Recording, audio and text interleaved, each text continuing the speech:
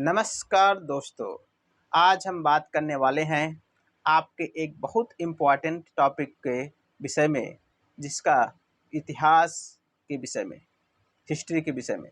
देखिए, भारत सरकार ने, गवर्नमेंट ऑफ इंडिया ने अब जब से ये सरकार आई एनडीए की, ये एक नई एक जो हिस्ट्री है, जो इतिहास लिखा गया था उस समय, वो कहीं कांग्रेस की सरकार के टाइम पे लिखा गया था और अब इस इतिहास को दोबारा से लिखा जा रहा है। जो हमारा शिक्षा मंत्रालय है, जिसके अंतर्गत जो एनसीईआरटी जो सीबीएसई बोर्ड है वो आता है, तो उसमें से 176 लोगों की टीम बनाई गई है जो दोबारा से इस इतिहास को लिख रही है। इस इतिहास में उन लोगों को ज़्यादा हाईलाइट किया गया है जिन लोगों को या तो पहले इग्नोर किया गया था या किसी कारणवश ज़्यादा ध्यान नहीं दिया गया था बुकों में। अब उसको लेकर के जो रिसर्च है, पीएचडी के स्टूडेंट हैं जो हैं, वो रिसर्च करके लिख रहे हैं और 176 लोगों की टीम में बहुत सारे विद्वानों को शामिल किया गया है, जिसमें से मुगलों से जुड़े चैप्टर को हटाया गया है। ये देखिए, न्यूज है, आपके सामने है। और इसमें से विश्व इतिहास के पोर्शन को भी हटाया गया है और पॉलिटी के जो, जिसको आप नागरिक शास्त्र के बोलते हैं, पॉलिटिकल साइंस, उसको भी हटाया गया है, कुछ चैप्टर हटाए गए हैं।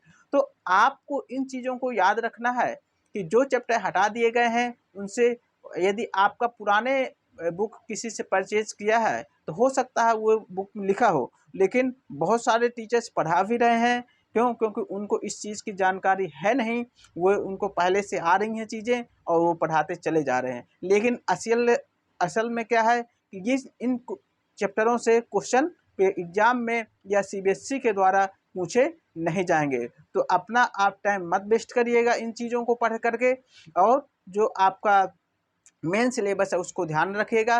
क्योंकि किसी भी एग्ज़ाम को क्वालिफाई करने के लिए, किसी भी पेपर्स को अच्छा स्कोर करने के लिए आपको सिलेबस को ध्यान रखना होता है, क्या क्या हमारे सिलेबस में है और सिलेबस के अकॉर्डिंग पढ़ना होता है।